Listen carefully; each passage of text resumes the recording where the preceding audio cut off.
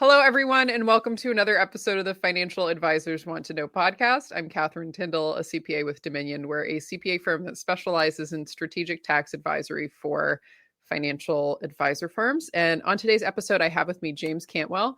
He brings 25 plus years of investment management and wealth tech expertise. So we're going to be talking about wealth tech today. To his role as the founder of the Cantwell Advisory, which he established in 2019.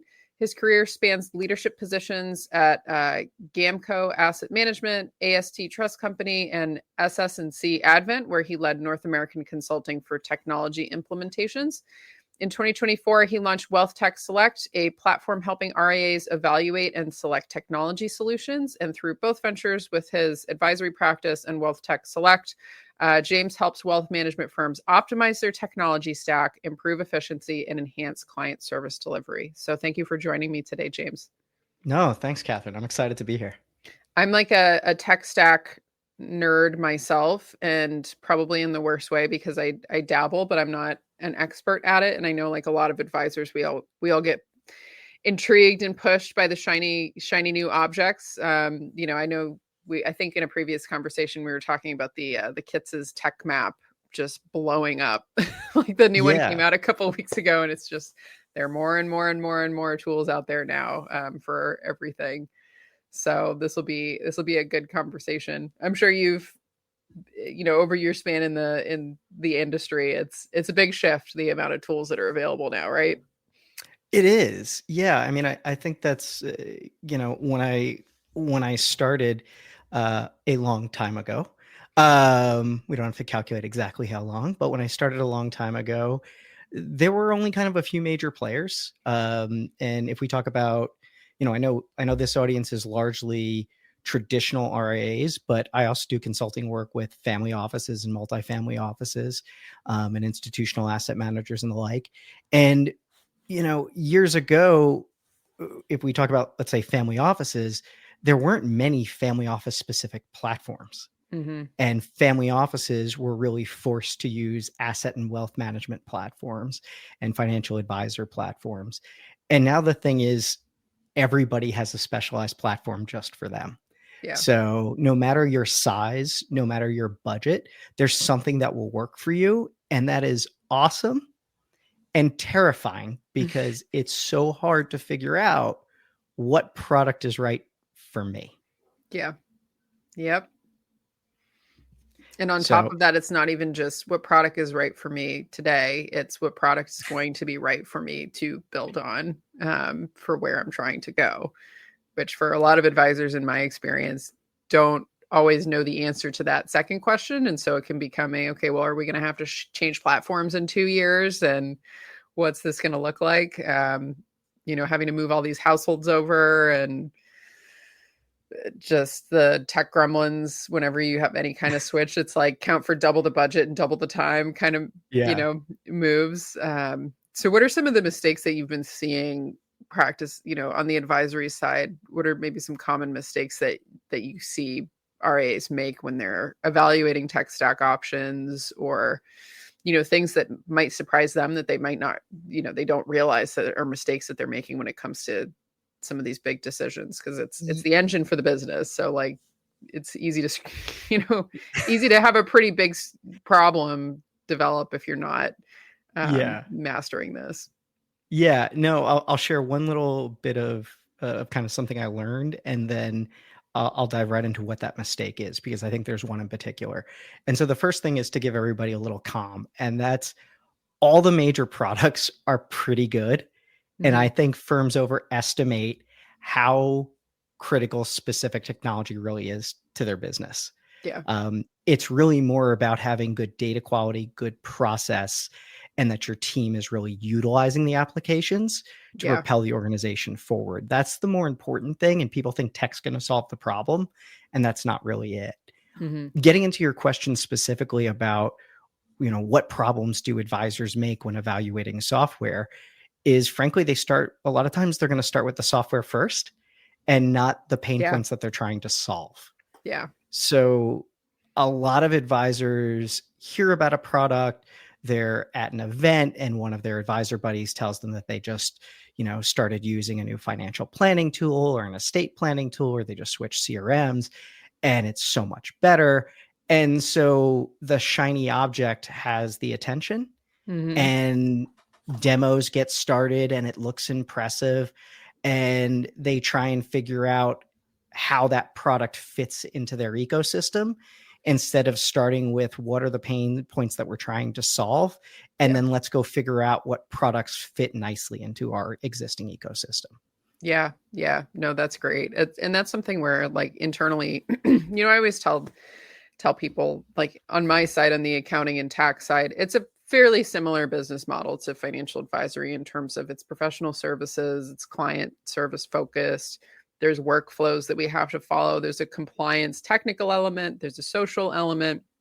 And I've found, like, something we've done in the firm that I really liked was, just mapping out, like, here are the workflows in the client journey and what's going on and when different service points are happening.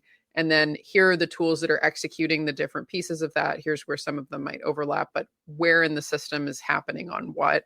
But really starting with the map of, like, well, what's the ideal client journey? What's the ideal, way that this work is getting executed? And then we back into, okay, well, what tools are we going to use? And then try to minimize the number of tools as much as possible. Or, something that's always a challenge is, like, keeping data integrity between programs too. Yeah.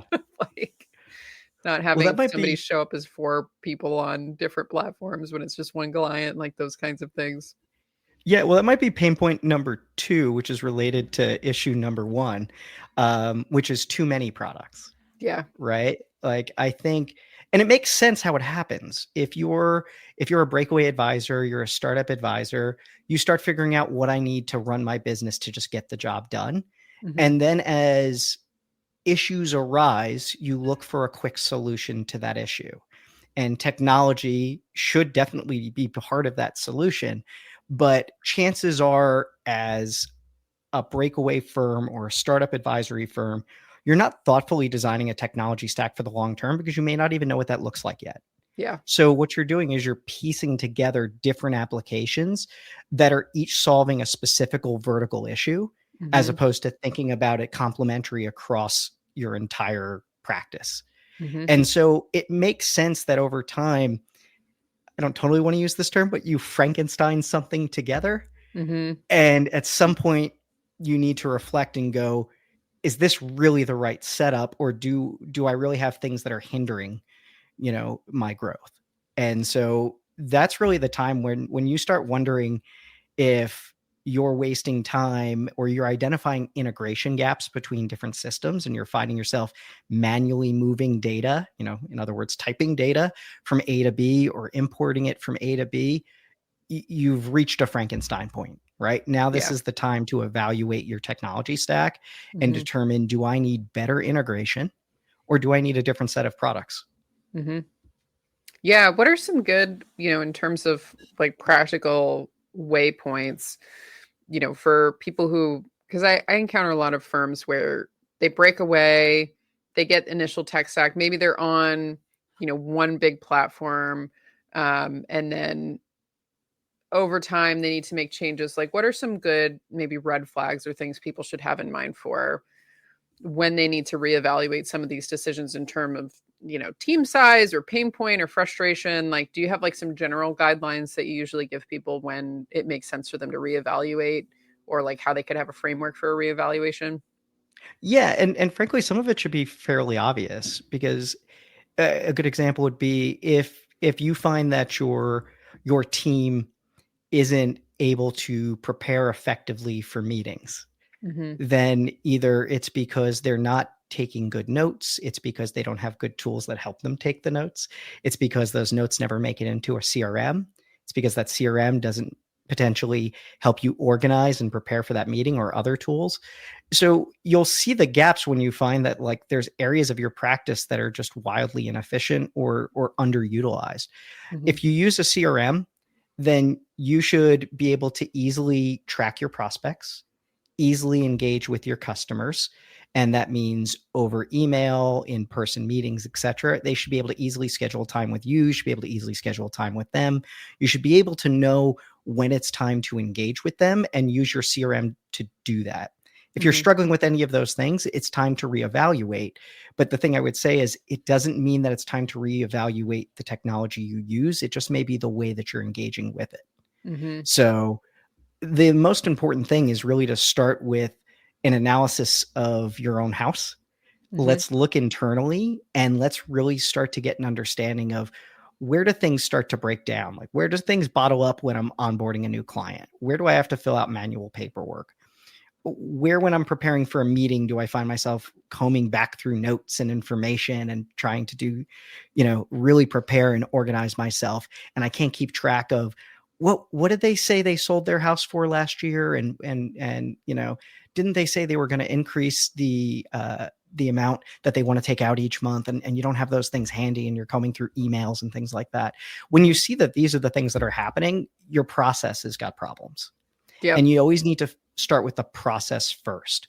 Mhm. So it's now coming back and either doing it independently or working with consultants like myself, and there's plenty of other good ones out there that can help you look at your business and really evaluate, are you doing things efficiently? And then secondly, we then say, what do you need to do from a process standpoint to be more efficient? And then finally, we start introducing tech and Mhm. going, what technology solutions solve these pain points now that we have a better process in place? Because people Yeah. always look at technology as a panacea. They look as like, oh, if I switch CRMs, it's going to fix all these problems, Mhm. right? I used an analogy today um, with a provider where we used an example where they wanted to switch portfolio management platforms Mhm. because they didn't have good data. And the reality is you could go through the process of a big portfolio management platform switch, or you could look for a different data aggregator. Yeah. You could look at WealthTechs or Bio Accounts or one of the many others that are out there Mhm. that could supplement and provide better quality data as opposed to doing a full conversion of your portfolio management system. Yeah. But if you're looking on your own, you might get a demo and they go, well, yeah, we have coverage with Pershing and Wells and Schwab and some little boutique bank. And you're like, great, we're going to switch because you have everything we need. And it's Mhm. like, well, that's a big expense. That's very disruptive. There's a large conversion. And did that really solve your problem most effectively and cost effectively, frankly? Yeah. Yeah. No, that's a really good point because I see that tendency a lot of times we're like, "Oh, well, this is gonna be the thing that we're gonna need for the next stage of growth," but it's like, well, really that's not the bottleneck of what's going wrong. When you help people kind of work through the processes, it sounds like in terms of data visibility, like that's something that's I think probably one of the biggest challenges initially when an organization is maturing and professionalizing is well, how do we actually once I'm not the advisor in all of the work, Mm-hmm. how do I actually see what's going on in a way that I can now manage things and know that my systems are talking to each other and have the kind of reporting infrastructure so that I know things aren't falling through the cracks. Could you speak a little bit to like how you work with people to figure that process out? Because I know that's a huge challenge of like, well, how do we actually measure client success? And like, how are we reviewing this? Like, how do we even see this? How do we get the data that we need to even be able to make the decisions around if there are problems in our process? Yeah. What's your normal frame for going through that? Just a slight interruption in this conversation. I wanted to bring to your attention two things that are important for you to know. So, we're always at the mercy of social media algorithms. So, if you can subscribe to the show, that would mean a lot to me. Even more to me if you can leave a rating and let me know what you think about it. But we have a new newsletter that's coming out. It's going to be very active in 2025 that is specifically around tax issues that I'm seeing advisors face in their own practices, changes in legislations, and the pieces that I think are critically important for you to stay ahead of as an advisor with the new administration. So, nearby, wherever you're interacting with this, will be the link of how to sign up for our newsletter.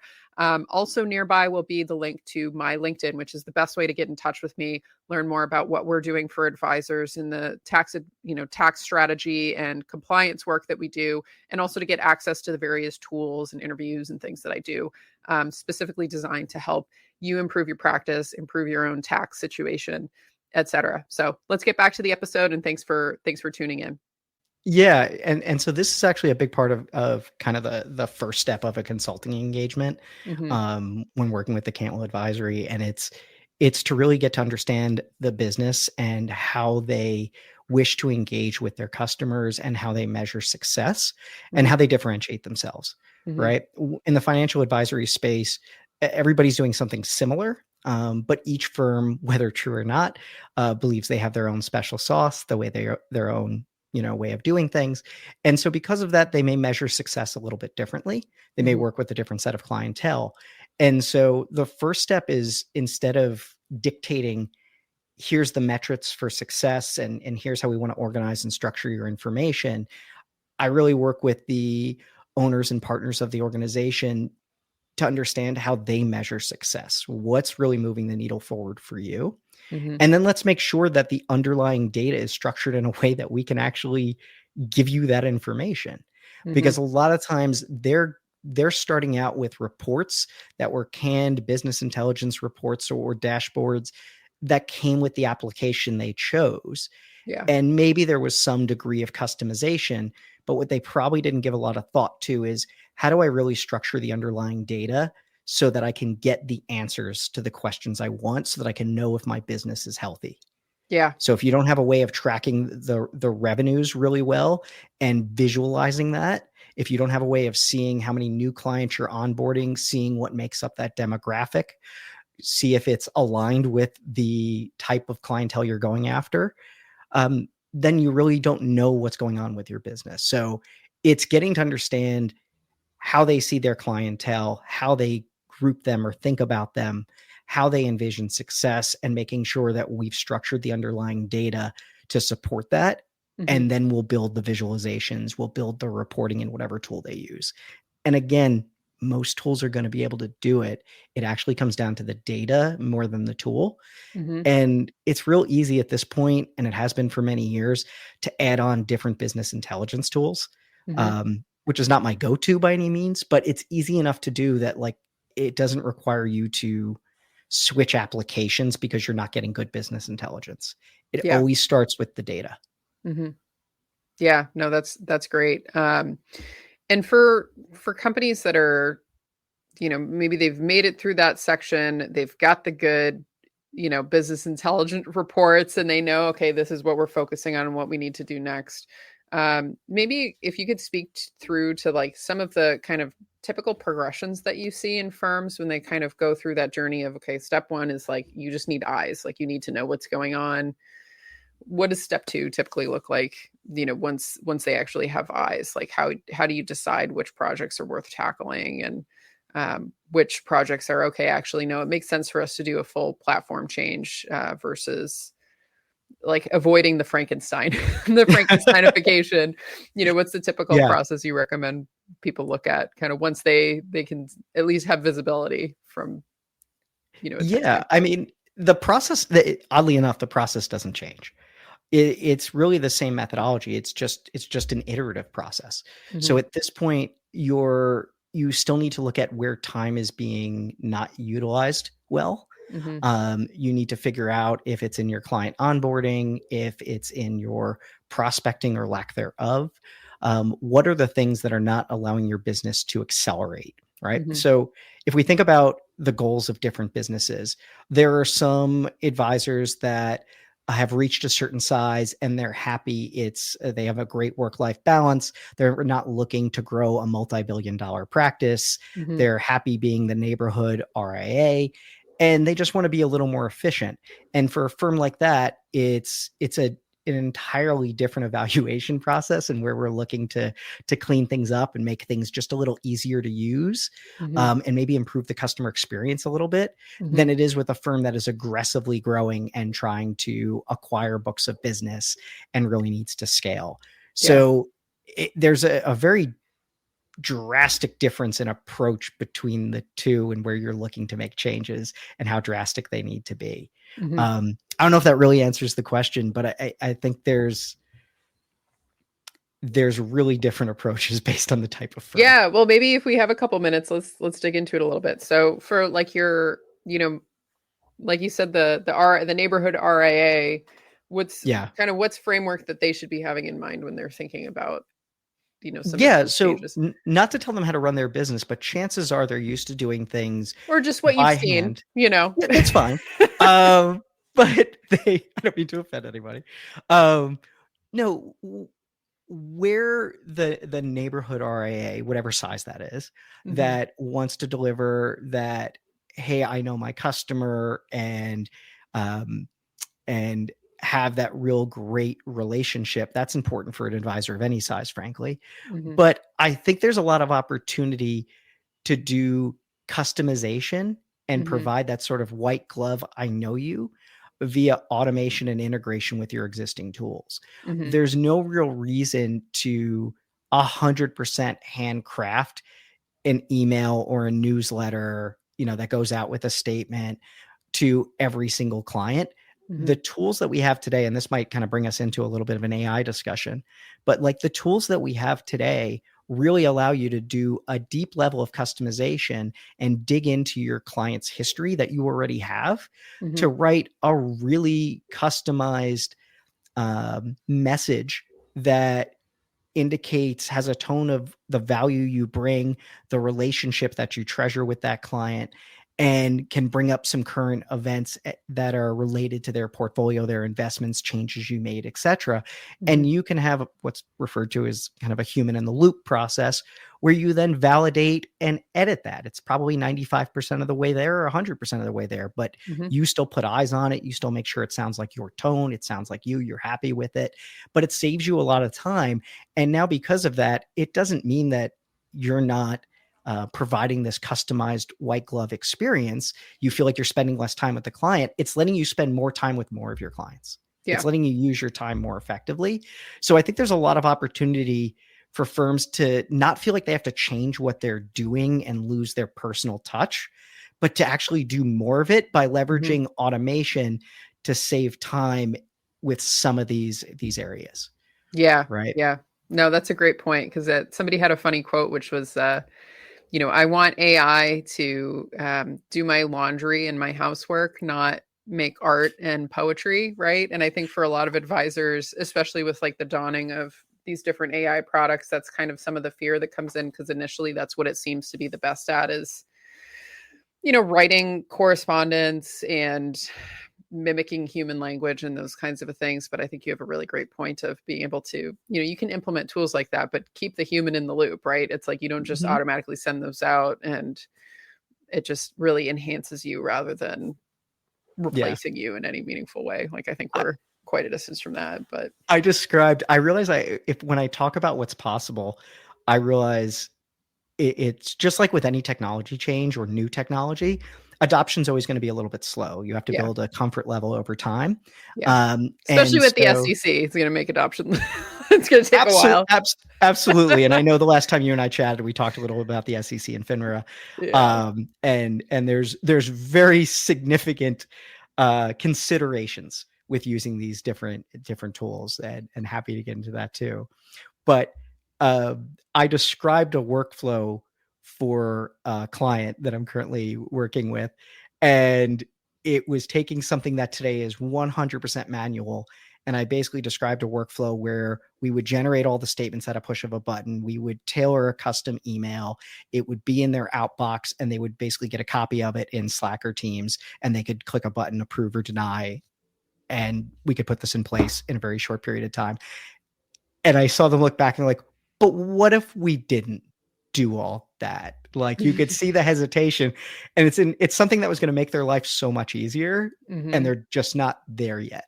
Right. And Yeah. I think that's fine. I think it's going to take a little time to figure out how your firm wants to use this, how you want to impact your customer experience and the customer journey, what Yeah. value you want to present in front of them. And I think you Hmm. take small bites of the apple. Hmm. Right. I don't Yeah. think you have to go big. I don't think you have to start using AI tomorrow because it's a buzzword and everybody's talking about it. Yeah. But I think there are really good use cases to figure out how to really use it as leverage to grow your practice or provide a better client experience. Yeah. And also on top of that, not just providing that better client experience, but providing a better employee experience for your employees too. because Absolutely. I mean, they're the employees ones that don't are like, bearing a lot of the brunt of when there's a manual process, like they're having to field a lot of that. So that can be a huge benefit as you're trying to grow the practice or retain talent or ascend talent or improve profit margins in the business. Like it's the employees are yeah, really the ones that tend to be the happiest. And we're like, hey, we've got a new tool that's automating this whole thing now. This is how we're going to build it out so that you no longer have to do this manual data migration every day. It's yeah. On the like, flip side, I think there's two interesting things there.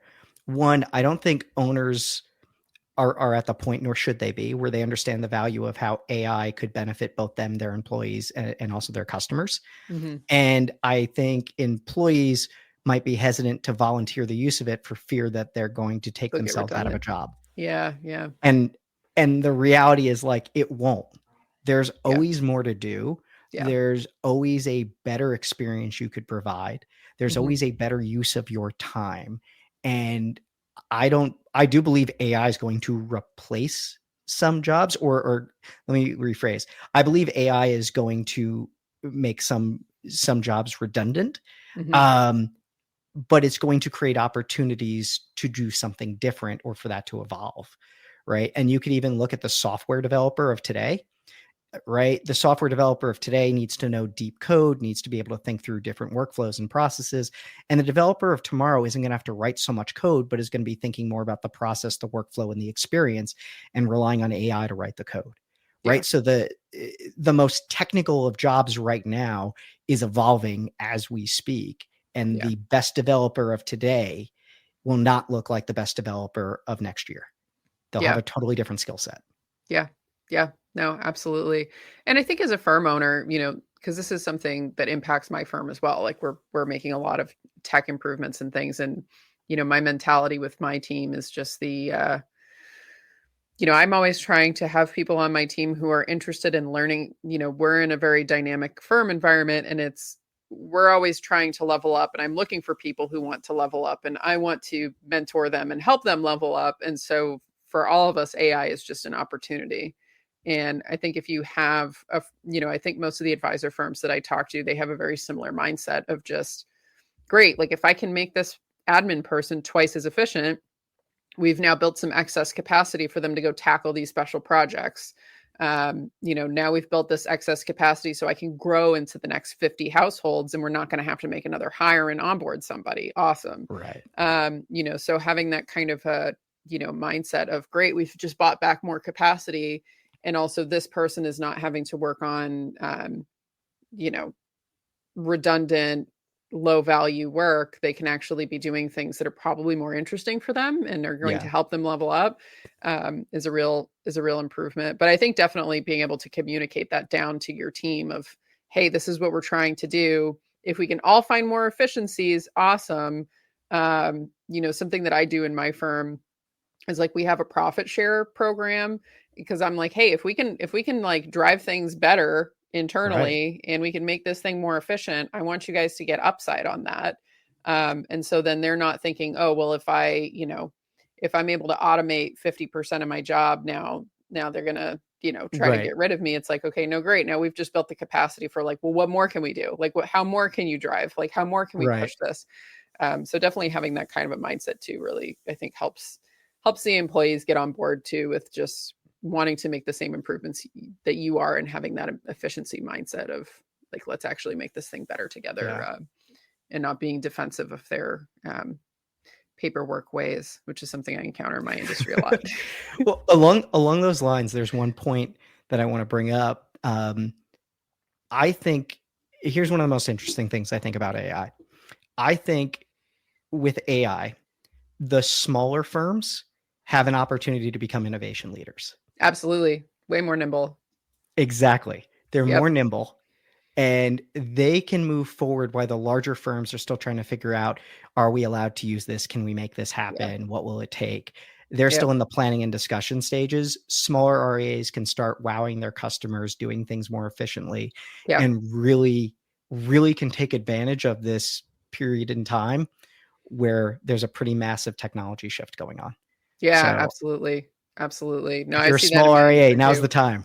Yeah, no, seriously, because it can, it can give you the opportunity to outcompete bigger outlets. If you're able to find those efficiencies where it's like, yeah, you can run smaller teams and do higher AUM and deliver better client outcomes, and you're a nimble, lean organization at the same time. Like I've seen practices do that, internally, where it's like they're able to really beef up what they're doing profit wise, just because they're able to get rid of a lot of the administrative burden. And instead of them having to hire on more people to support as they're growing the number of households, they're basically able to just buy back capacity, and That's keep things exactly really right. smooth for the clients, which is great. Yeah. So for the advisors who are interested in getting into your world, James, what's the best way for them to connect with you? Sure. Well, certainly LinkedIn. Would love to connect person to person on LinkedIn and schedule some time to chat. But otherwise, my two websites, we have the cantwelladvisory.com and wealthtechselect.com. I love it. Yeah. So for those of you listening, we'll put those links nearby wherever you are, so you can go say hello to James. Anything we didn't hit today that you'd like to mention, or maybe some closing thoughts before we sign off? Yeah, I'll use this as an opportunity for a quick promo for WealthTech Go Select. for it. So WealthTech Select was just launched in November. It's a platform that is perfect for your clientele, Catherine. It's to help RIAs find, select the right technology to get rid of that analysis paralysis and to be able to work with a WealthTech Select team member to help them decide, is now the right time to make a change, or could I do something different? Could I use some integration, no code, low code stuff within compliance, right, to run my practice more efficiently without maybe changing CRMs or implementing a new portfolio management platform? So this is a great place for all RAs to start their journey to figure out what's next for me. Yeah, that's awesome. That's a great platform, just because I know even on my industry side of things, you go around talking to sales reps, they don't actually understand your business super well, or like their incentive is to try to sell you product rather than finding the solution, which is the actual thing that you need. So that's great that you've built that platform for them. I hope people will go check it out. And Me too. yeah. So for the advisors listening on this, I want to Yeah. thank you guys for listening. James, thanks for coming on the show.